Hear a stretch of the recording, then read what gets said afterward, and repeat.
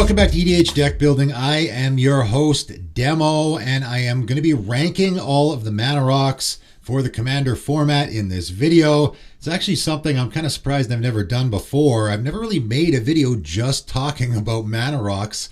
Obviously, I've covered that topic quite a bit in other videos, and it is really important to building decks, obviously. I mean, even decks that ramp really well, like those green decks, are going to be playing mana rocks, so it is a very important topic to discuss.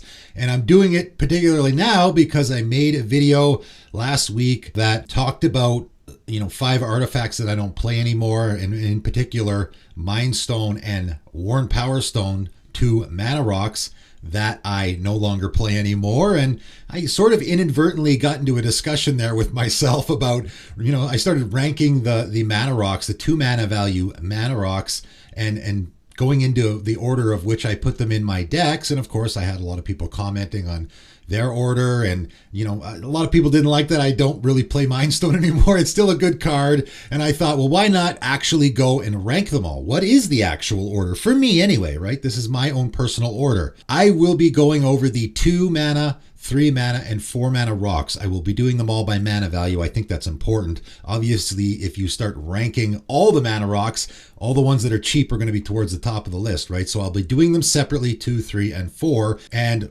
obviously, for that reason, I won't be talking about the zeros or the ones. I don't think there's any point in getting into that discussion. As we all know, Sol Ring just goes into every deck if you play it. I don't. If you play Sol Ring, it just goes in all your commander decks. It's the most auto-include card in the entire format. And then, of course, Mana Crypt, and, getting into the discussion with all of the 0 and 1 mana rocks is kind of pointless because we all know they're really powerful. Are they even casual? Some people will say yes, some people will say no. I will just say there are some, I guess, traditionally busted mana rocks on this list that just happen to be in those 2 and 3 mana value slots, and I will be talking about them, and I will get into a little bit more of that as I do. Of course, there's a lot to cover in this video, so let's get right to it. All right, starting out the 2 mana rock slots, and I'm going in from 1 to 10 here, sort of in reverse order of what I normally do. I think it's probably the best way to do it, and the reason why is because if you're making a deck, that's what you're going to start with, and then you're going to work your way down the line depending on how many mana rocks you want to put in your deck, right? Obviously, Arcane Signet, it's the most popular card in the entire format outside of Sol Ring. The mana rocks are really, if you look at the most popular cards in the format on like EDH Rec, a lot of mana rocks in there, right? Obviously, they get played a lot in the format. Not really much to say about Arcane Signet. Again, it's just like with Sol Ring, it's an auto-include. I think that they should have made this enter the battlefield tapped. It would have made it a lot more fair. The fact that it's just 2 mana, adds mana of essentially any color, and comes into play untapped, not really much to say. Of course, it's number 1 on the 2 mana value slot. Next up for me is Ornithopter of Paradise. That's right, 2 mana, artifact creature Thopter 0/2 with flying, and taps to add 1 mana of any color. So first of all, you have a 2 mana value rock, which is great. That's what mostly people lean towards now. And it's adding 1 mana of any color. So it's already, in my opinion, almost as good as Arcane Signet. The only downside, I guess there's 2 downsides here, and maybe this is why people don't play it. Downside number 1 is because it's a creature, it can't be tapped immediately, right? And I don't find that to be as much of a downside. I know people really like their mana rocks to come into play untapped, but for me, I don't usually, especially on turn 2, right? Almost always on turn 2, you play that 2 mana rock. I'll play my Arcane Signet on turn 2, and I don't use it anyway. So the fact that it's coming into play untapped isn't that big of an advantage for me. So it's not that big of a downside for Ornithopter of Paradise. And of course, the other downside is it's because it's a creature, you're going to lose it to those board wipes. I mean, no one's ever going to use spot removal on it, but you might lose it to a board wipe. That's not great. I agree. Artifact creatures are very susceptible to removal in the format, no question. But for me, what I've noticed playing this card, and of course I've been playing it for years now, is it becomes more of an upside than a downside. The fact that your mana rock is also a creature is more upside than downside because, of course, I got a blocker. It's a flying blocker. It's actually a great blocker. So on turn 8, I draw it off the top. I don't need a mana rock, but having a flying blocker is nice. In any creature theme, it's an advantage. I can use it as a sack fodder for if I'm in a sack deck. If I'm in any artifact creature tribal deck, it's going to be the best mana rock for sure, even better than an Arcane Signet in that situation. So for me, the fact that it's a creature is more upside than downside, and 2 mana rock that's adding mana of any color. I think it's the second best 2-mana value rock in the format. Next up, we have a Commander staple for a long time. Had just been reprinted in March of the Machine Commander set, I believe. Powerstone, of course, 2-mana rock, and adds 1 mana of any color that a land an opponent controls could produce. I actually liked this card a lot less back in the day when I first started playing, because you saw a lot more monocolor decks back then. There wasn't a lot of people playing 3 and 4 and 5 color decks. So it was, you ran into the situation a lot where you would play this, and if you were playing like a 2 color deck or maybe even a 3 color deck, the chances that you get all 3 colors you want wasn't great. Nowadays though, 5 color combination, of course, is the most popular in the entire format. So it is likely that you're going to sit down at a table and an opponent has a 5 color deck, so you're good to go, right? It's likely, I would say, in a lot of situations that you're going to be adding all the colors that you need in your commander deck if you're playing a Powerstone. And if you're playing a 5 color deck and you're only getting 3 colors off of this, that's pretty good too, right? I would say this is number 3 for me. Next up for me is Liquid Metal Torque, 2-mana rock, adds a colorless and tap to turn target non-land permanent into an artifact until end of turn. I just love that ability, and it's so usable in so many different decks. When I first saw this card in Modern Horizons 2, it was very high on my list. First of all, 2-mana rock that comes into play untapped and you can use it right away is great. It adds colorless, so you do have to be a little careful there.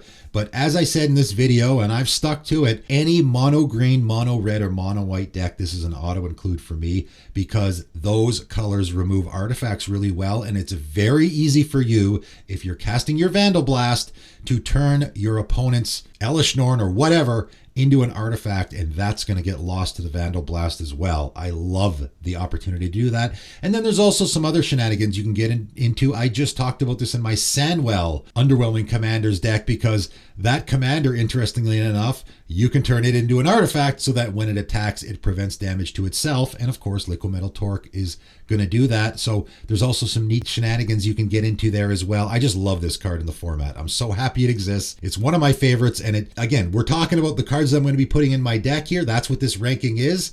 And this is a card that I'm going to almost assuredly put in my deck, especially if I'm playing those red, green, and white decks. Next up for me, number 5 is Thought Vessel, 2-mana rock, and adds a colorless. You have no maximum hand size, of course, is the big reason why people play this. And this originally came out, I believe, in Commander 2015, and immediately became a Commander staple because people really like that no maximum hand size thing. And I would imagine that people probably like it more than it's necessary. This is one of those cards that you really got to think, do I have more than a maximum hand size? Am I having more than 7 cards in my hand a lot? I do have 1 deck, I think, maybe 2 decks that I'm playing this in, because those are decks, I think both my mono blue decks have the potential to draw a whole bunch of cards at once. And so there it actually matters. But that's it. I think this card is overplayed, but it is, of course, very good because it's a 2-mana rock, again, that enters the battlefield and you can tap it right away. I probably wouldn't play, any mana rock that is adding only colorless mana. I'm only going to play in a monocolor deck or possibly a 2-color deck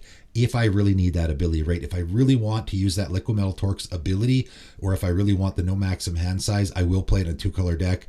But usually I stick to the monocolor decks with those rocks, and I happen to play a lot of monocolor decks, right? A lot of people probably looking at my list and going, oh man, Liquid Metal Torque is terrible. Only adds colorless mana, because they play 5 and 4 and maybe 3-color decks. And so in those decks, it's not as good for me, right? This is my ranking. I play only, in fact, 1 and 2-color decks. I don't even have a 3-color deck. So the mana rocks that are adding colorless mana, that's less of a downside for me, right? All right, next up is Grim Monolith, one of these busted, really expensive cards. It is a 2-mana rock, so I do have to talk about it here, and this is where I put it on the list. Of course, it's a 2-mana artifact, doesn't untap during your untap step, taps to add 3 colorless, and you can pay 4 to untap it. Of course, it's busted, and that's why it's expensive. But at the same time, when I was doing this list, I was like, I guess I got to talk about this, but where am I going to put it?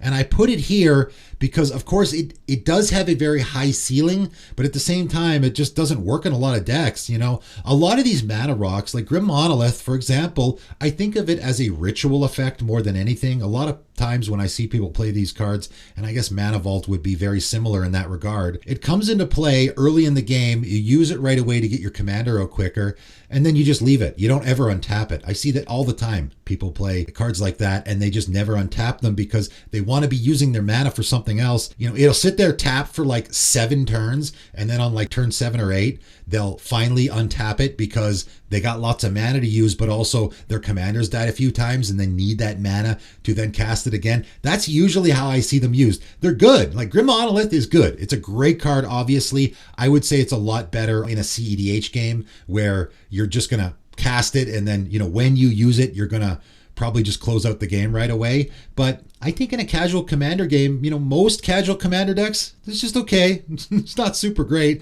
It's sort of like a ritual effect. Coming in at number 7 is the Talisman series. And of course, we have one of these for every 2-color combination. They're 2-mana rocks that tap to add a colorless and can also tap to add mana of 2 different colors and then deal damage to you. And this is probably the best series, I think, for a 2-color pairing, right? Comes into play untapped. You can use it right away. You have the option of using colorless mana if you don't want to take the damage. And then if you need the colored mana, you can do that. I like the versatility of it. For me, this is the best 2-color mana rock series. Of course, we have a few of them. You know, for me, this is where I'm going to go in a 2-color deck first. If I'm making a 2-color deck, this is one of the first mana rocks. You know, I'm going to put in Arcane Signet, and then I'm going to put probably an Ornithopter of Paradise, and then I'm going to probably go to this next for a 2-color deck. Next up, this is where I'm putting Mindstone. 2-mana artifact. Tap, add a colorless, pay 1 and tap, sacrifice Mindstone, draw a card. And again, like I talked about in that video, for me, I'm more likely going to play a Liquid Metal Torque, especially in the colors. You know, if you think about those colors that traditionally need help drawing cards, it's not necessarily the case anymore, but red and white decks for sure played Mindstone a lot because, you know, they need a little help drawing cards. That's less of a case now. And in both of those cases, Liquid Metal Torque for me is better because both of those colors remove artifacts really, really well. So I would prefer that upside, right? I have a 2-mana rock that adds colorless mana. What's the other upside? For me, a Liquid Metal Torque's upside is way better in a white or red deck than is maybe I'm going to sacrifice this and draw a card later in the game. I will say, though, this is good in a situation where you might be wanting to sacrifice artifacts like an Oscar deck or something like that. This gets better. It always gets better in situations like that. Get it back from my I get 2 copies back from my graveyard with my Oscar's ability later in the game. So obviously cards like this are going to get better in certain situations, but seeing how far this is down on my list, obviously, that's why I don't play it anymore. All right, coming in at number 9, this is the Signet series. And of course, these are all 2-mana combination rocks again, 2-mana artifacts, of course, and you have to pay 1 and tap it to add, you know, those 2-color combinations. And these are, outside of Sol Ring and Arcane Signet, the most popular mana rocks in the entire format. I've never been super in love with them. I only play these in 2-color decks, and they're not even my first choice. Again, I prefer the Talisman series. They give you the colors you need, which is good. I don't love that you have to put mana into them. You know, the fact that they come into play untapped is not usually that great, because if I play this on turn 2, I can't use it anyway because, of course, I have to put mana into it. I don't love that. It gets a little difficult tapping your mana, and I see people do it all the time, especially if you're in a 3-color deck and you have a couple of these in play. They're like, okay, tap this one, and maybe I'll tap that. Oh, wait, no, untap that, and I want to use it. And they're doing a whole lot of figuring out what's going on so that they can get the right mana into their mana pool, and then they want to cast something else later in the turn. It gets pretty complicated because you have to put mana into them, and then they're giving you exactly those 2 colors of mana. They're still good. I'm still going to play these in all my 2-color decks, right? In an Azorius deck, I'm going to play my Azorius Signet because it is a pretty decent mana rock. In that 2-color combination, that's the only place I play them, though. And coming in at number 10 is the Diamond series. Again, another series that was played a whole lot back in the day and really has fallen off. Again, for me, I used to play them all the time. They're all 2-mana rocks that enter the battlefield tapped and tap to add a specific color of mana. This kind of was the gold standard for a long time, right? These were really popular in the format because if you were for sure playing a monocolor deck of this color combination or of this color, you absolutely were playing it. And then, you know, maybe 2-color, you would play it as well. These were really popular. Still get played quite a bit. They just got reprinted in the Baldur's Gate Commander set. So people are still playing them, have certainly fallen off a lot though. Again, you just compare this to Arcane Signet, it's like, so even in a monocolored deck, Arcane Signet's going to be better than a Charcoal Diamond, right? It's kind of sad. That's why I kind of wish that at the very least they would have had Arcane Signet come into play tapped. But nevertheless, here it is. Number 10 for me. Haven't played these in a long time. They are still playable for sure. I think they're all right, but I'm just not playing them anymore because there's so many better options. All right, we are moving on to the 3 mana rocks now. And first up for me, and this might come as a little bit of a surprise for people, is Relic of Legends. This, I think, is the best 3 mana rock right now. Of course, it's 3 mana, it's an artifact, and taps to add 1 mana of any color. And it's pretty difficult to put a 3 mana rock in your deck if it's not adding mana of any color. You know, that's sort of the standard for putting a 3 mana rock in your deck. Although I do have quite a few on this list that aren't doing that, but obviously I will talk about the specific reasons why. This guy also taps an untapped legendary creature you control to add 1 mana of any color. And of course, this came out last year in Dominaria United, and I have had the chance to use it quite a bit, and I like it a lot. It is almost always going to be tapping for 2 mana if you have a legendary creature like your commander that you don't want to be doing anything else with, right? If you want to be attacking with your commander all the time, obviously it's not nearly as good. If you want to be tapping your commander for its ability, it's not as good. But if you just have a commander, like say in my Rain deck, where I just recently played this, and I just found, man, it's just an extra mana. I don't really use my Rain for anything. It just sits there.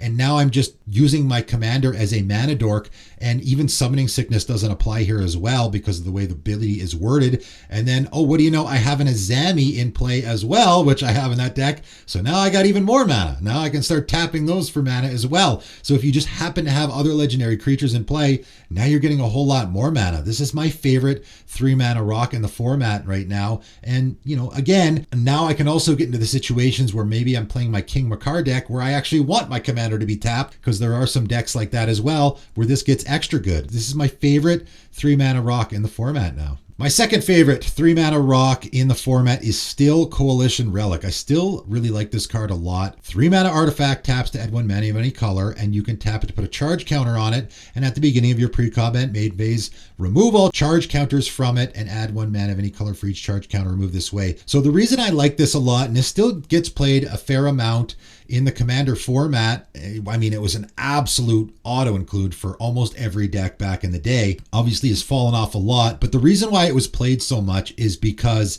it has the potential, again, to add 2 mana, but more importantly, it has the potential to add 2 mana of different colors, which you really don't see with mana rocks at all.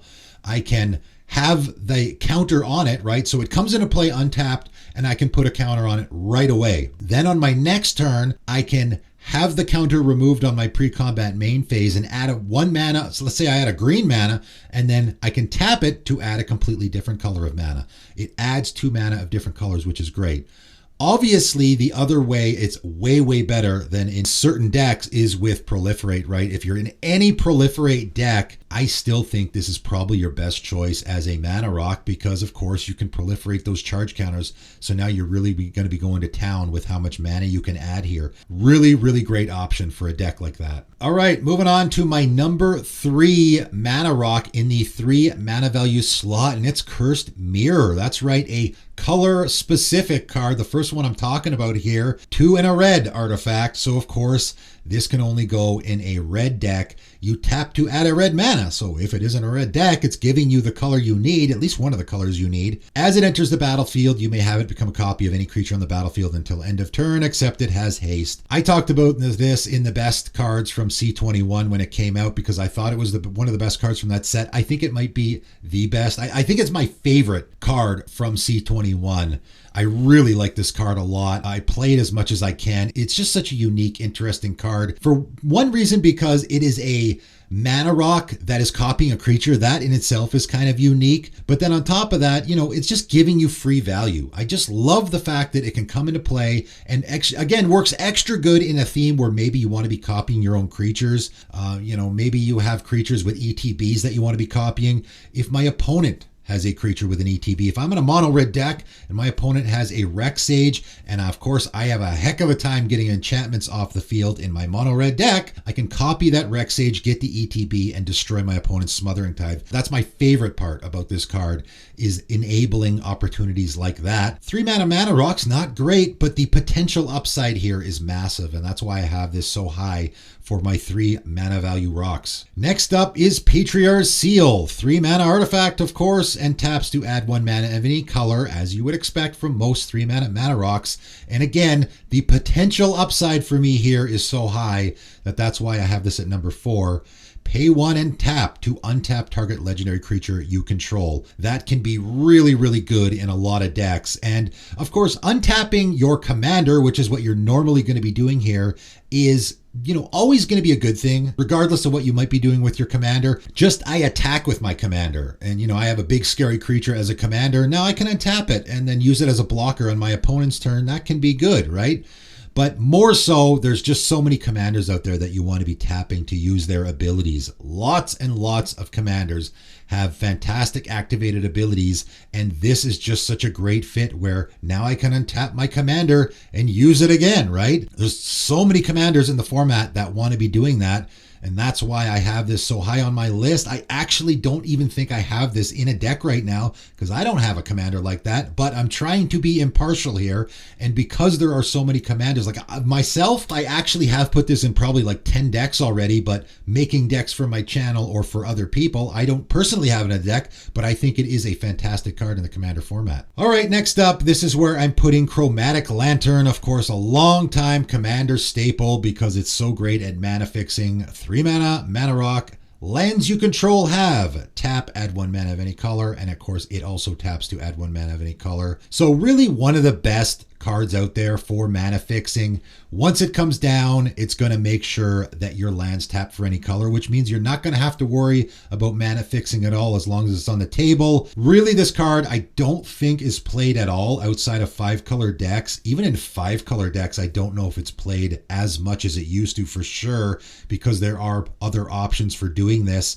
It was just an absolute auto-include if you were in a 5-color deck before. Still is pretty important, I think, and does see a lot of play still. Again, this is a card for me that I've never played, but I'm trying to be impartial here, and it obviously is still a very important commander staple, so that's where I'm putting it on my list. Coming in at number 6 is Skyclave Relic, 3 mana artifact. Kicker 3 and has indestructible. When Skyclave Relic enters the battlefield, if it was kicked, create 2 tapped tokens that are copies of Skyclave Relic and add 1 mana of any color. So a little bit of an homage to Darksteel Ingot, which of course is not going to be on my list here at all. That is definitely a mana rock that was a commander staple for a long time that I don't know who.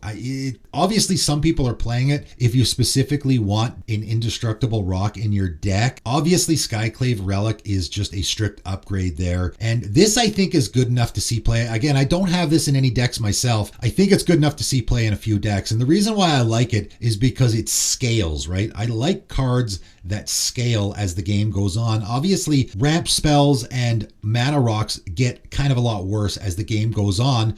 It can be an improvement as the game goes on because, I can play this turn 3 and it adds 1 mana of any color, but if I draw it on turn 6, now I can pay 6 mana here and I will get 3 of these in play, which is pretty darn good. That's not bad for 6 mana. That's why I like it, because it scales nicely as the game goes on. I think it's a pretty decent 3 mana value rock. Coming in at number 7 in my 3 mana value slot is Basalt Monolith. That's right, this is a 3 mana rock, and of course I gotta mention it because it is really, really powerful. Of course, it's a 3 mana artifact and doesn't untap during your untap step. Taps to add 3 colorless, and you have to pay 3 to untap it. So again, just like with Grim Monolith, pretty much everything I said there applies here. This is really good in certain situations, and in particular, this one is good in the combo situation. I guess you can very easily slot this into your Zerta deck, and it will go infinite, of course, because the untap only cost 1 mana, so you can just create infinite mana that way. There is a lot of combo potential here for sure,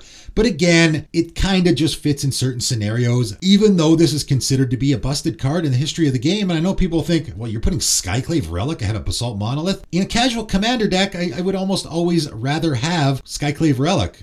First of all, the adding of any color is important. This is only adding colorless mana, and again, I see this card get played, it comes down, down. And this is not even that much of a ritual effect because, of course, it costs 3 and adds 3. So it doesn't really do anything until you use it the following turn. It's not like a lot of those other ones that you can use it right away to get your commander out. You got to wait a turn because you're not up anything if you use it right away. And then again, a lot of times I'll see people use this and it'll just stay tapped. They're not going to use it again for a long, long time. So it's good. It certainly is good. That's why I have it on my list. I just don't think it's as good as most people think it is. Coming in at number 8 for me on my 3 mana value list is, of course, a commander staple forever, Commander Sphere, 3 mana artifact. Taps to add 1 mana of any color of your commander's color identity, and you can sacrifice Commander Sphere to draw a card. I still think this is pretty good. I do have this in my Gerard deck, and of course, the reason why is because I actually am in sort of a artifact recursion theme there where it actually works. And a lot of times I will have my Goblin Welder in play,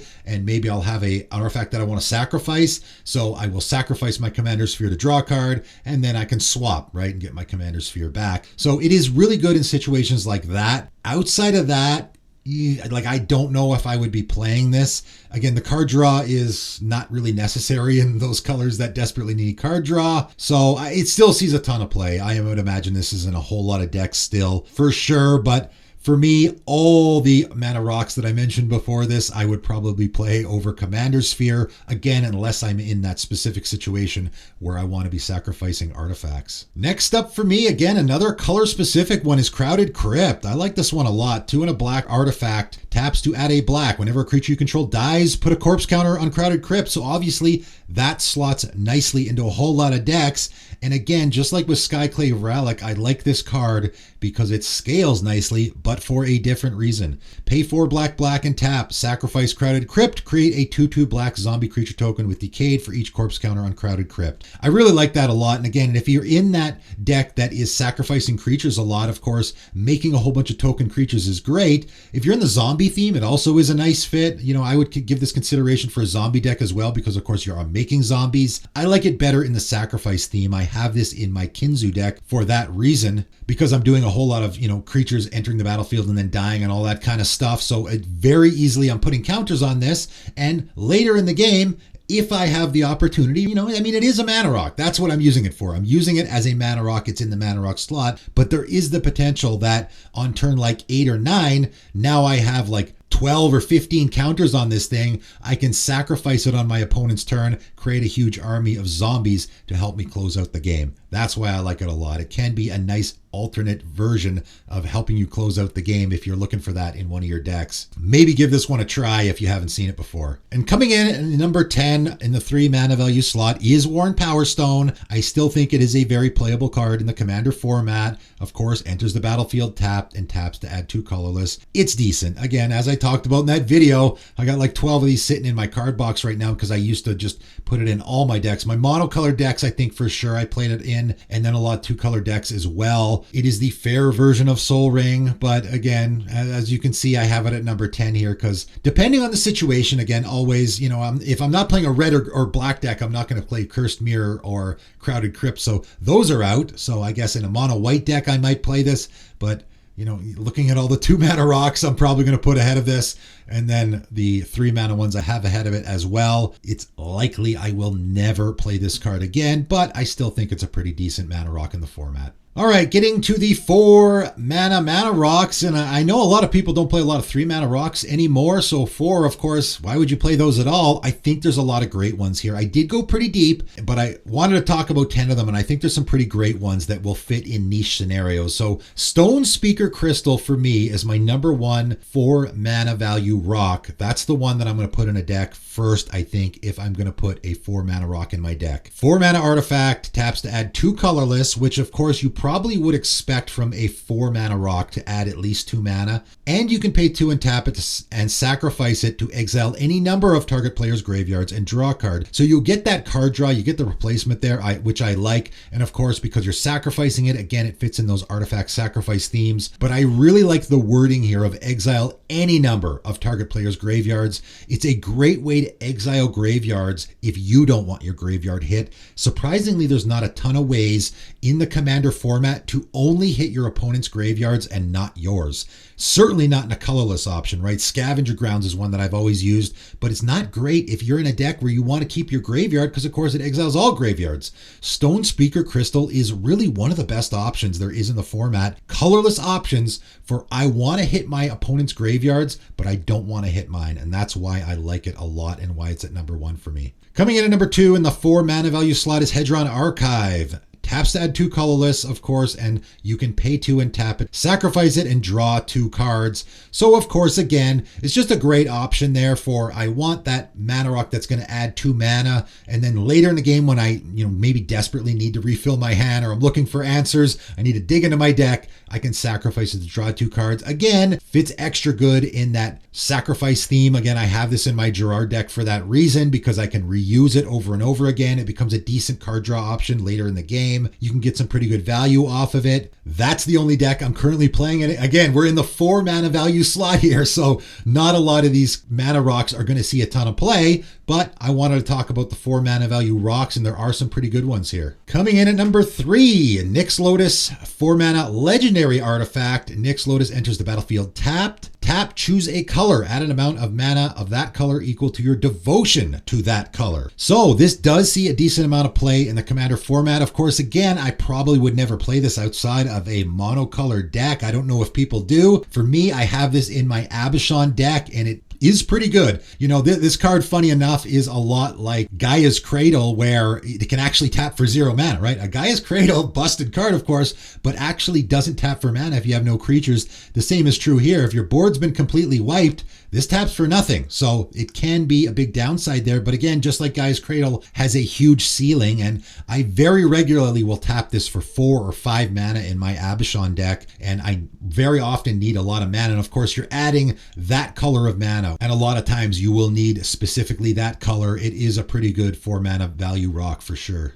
Next up at number 4, another old school Commander staple, Thran Dynamo, 4 mana artifact, taps to add 3 colorless. That is it. So it's just giving you lots of colorless mana. Of course, comes into the battlefield, untaps. You can use it right away. This is one for me that I've never actually used. It is great, no question. I've never actually put this in a deck before. I talked about this in a video. It is a great mana rock. And again, I'm trying to be impartial here. This is a card I've never actually used, although I still think it's a really good mana rock in the format. And again, getting back to Basalt Monolith, there is a card that is doing exactly what Thran Dynamo is. It's tapping to add 3 colorless, but it doesn't untap, which is a really bad downside. Thran Dynamo only costs 1 more and taps to add 3 colorless and has no downside at all. And I talk about this in a casual Commander game. For me, Thran Dynamo is way better than Basalt Monolith. Way better. It's always untapping. You get to use it every single turn, right? So for me, that's why I have Basalt Monolith as low as I do. And Thran Dynamo, I would way quicker put Thran Dynamo in a deck than I would. In fact, I would rather put Thran Dynamo in a deck than a Grim Monolith. Yeah, Grim Monolith is cheaper. Okay, you can get it out faster, but in a long form casual Commander game, I'm not going to have to be untapping it all the time. Thran Dynamo is going to untap on its own. I think it's way better. Coming in at number 5 is a brand new one and a card that I have not talked about on my channel at all, but I might going forward. Machine God's Effigy just came out in Brothers War Commander. 4 mana artifact. You may have Machine God's Effigy enter the battlefield as a copy of any creature on the battlefield, except it's an artifact and has tap add a blue and taps to add a blue. So this is a mana rock. And of course, again, it's color specific because we do have that blue pip there. So you can only play it in a blue deck, which is unfortunate, but I still think this is a really, really great, interesting card. And the main reason why it's a super interesting card, of course, it is a clone effect, which is great, but the little part in brackets there, the reminder text, is the super important part of this card, which is it's not a creature. This will transform a creature into a straight up artifact. It's not a creature, which can be really, really important for a lot of reasons. And of course, the big reason is you're going to avoid the creature board wipes. Of course, I can copy my opponent's stuff as well, right? This enters the battlefield as a copy of any creature. I can have this come into play, and again, I can copy my opponent's King Makara if I want to, tap this for mana, and then when it becomes untapped, I get to exile a creature. There's a lot of neat shenanigans you can get into. Again, this is sort of the blue version of Cursed Mirror in a way, maybe even a better version. I mean, it does cost 4, so there's a lot of neat shenanigans you can get into, and for that reason, I like it a lot. Coming in at number 6 in the 4 mana value slot, Scepter of Eternal Glory, 4 mana legendary artifact, taps to add 1 mana of any color. That's not super great for a 4 mana rock, however, taps to add 3 mana of any color. Activate only if you control 3 or more lands with the same name. So of course, because we're doing lands of the same name, that likely means you don't want to be playing this outside of a monocolor deck. Again, I talked about this with Endless Atlas, where I'm like, is anyone playing Endless Atlas outside of a monocolor deck? Because it doesn't seem great. Same is true here. I probably would never play this outside of a monocolor deck. I have this in one deck currently myself, giving it a try there. Again, of course, a monocolor deck. It's pretty good, right? A 4 mana rock that is adding 3 mana of any color is fantastic. And likely if you play this on turn 4 in a monocolor deck, you will have the 3 lands of the same name, so you can use it right away. How many people are playing this card? I honestly don't know. Seems like it's a decent amount of decks on EDH Rec. I think it's pretty good. So that's why I put it on my list. Coming in at number 7 is one that is really specific, and towards the end of the 4 mana value rock, obviously there's not a ton of 4 mana value mana rocks, so I'm getting very specific with what these cards are doing, but they are still pretty good. The Golden Throne, 4 mana legendary artifact. Again, if you would lose the game, instead exile the Golden Throne and your life total becomes 1, that's pretty good. Definitely usable in any commander game. Also, you can tap and sacrifice a creature to add 3 mana of any combination of colors. So of course, for that reason, this is a mana rock and works pretty darn good in any deck where you are sacrificing creatures a lot, which of course there are a ton of those in the commander format. But also, if I'm in any deck where I'm just creating lots of creatures, I think this would be a good fit. If you have any commander that's just spitting out tokens on a regular basis and they're just like 1/1s, they're not very good, this is a great way to convert those 1/1 tokens that are not super impactful into 3 mana of any combination of colors, which can be really, really good. So I think this is a pretty decent mana rock in the format. Coming in at number 8, another one that I'm sure a lot of people are not very familiar with. I wasn't at all. In fact, I didn't know what this card did when I was doing the research for this video. And as I was reading, I'm like, hey, actually, this ain't bad. Servox Tome, 4 mana artifact. When Servox Tome enters the battlefield, you take the initiative. So it's doing the initiative thing, which of course is the dungeon thing. And the most important part about this, and I will explain to everyone who isn't familiar with the initiative or isn't really using dungeons, the most notable part about this is that the first room of the initiative is getting you a land, which is pretty darn good in a whole lot of decks, especially the ones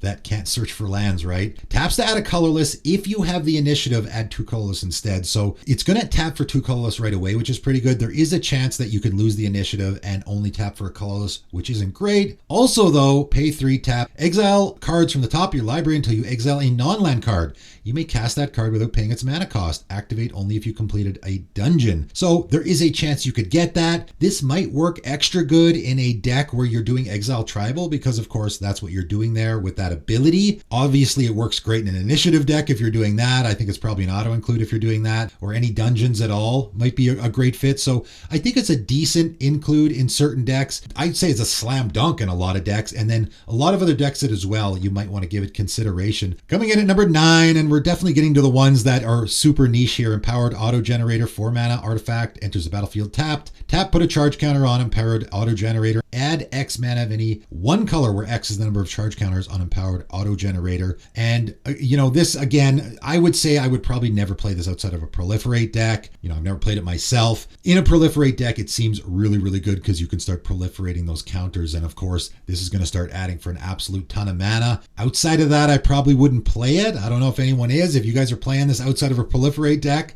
let me know. I probably would never myself. And closing out my mana rocks, this is the 4 mana value slot, and this is number 10. Lava, Brink, Floodgates, 3 and a red artifact. Taps to add 2 red. So this is a 4 mana rock that is tapping to add 2 mana. That's not bad. And of course, because it's red, you can only play it in a red deck. At the beginning of each player's upkeep, that player may put a Doom counter on Lava, Brink, Floodgates, or remove a Doom counter from it. Then if it has 3 or more Doom counters on it, sacrifice it. When you do, it deals 6 damage to each creature. So it's kind of a board wipe on a mana rock, which is pretty neat. I've never played this myself. I don't know if a lot of people have. It certainly is an interesting card. You don't see too many mana rocks, and this is the only one actually, that are also board wipes. It's a little political, obviously. Your opponents can control this so that it never actually goes off. I certainly would not put this in my deck if I was looking for a board wipe. There are a lot better options for board wipes in red, obviously. It's just a neat card. You know, again, could work in the proliferate theme because you could proliferate those counters if you want to get it off a lot faster. I was going deep here for the 4 mana value rock slot. Let me know if you're playing this card and how you're using it and how it's working out for you. I've never actually seen it in a game. Seems like an interesting card and is decent. You know, it's number 10 for me. I thought I would give it a mention. Let me know if you're using it. Let me know in the comments below about all your opinions about my rankings of all of these. Again, I wanted to do it in the mana value slots because I thought that was important because, of course, your mana curve with particularly mana rocks can be really, really important, right? It's ramp. So getting your 2 mana value rock out on turn 2 is going to be super important. It's going to be more important than getting a 4 mana value rock out. That's why with the 4 mana value slot, I really went with ones that are doing specific things, right? They're giving you some added benefit to them as well. Let me know what you think of my ranking in the comments below. But that is it for today, and thanks for tuning in.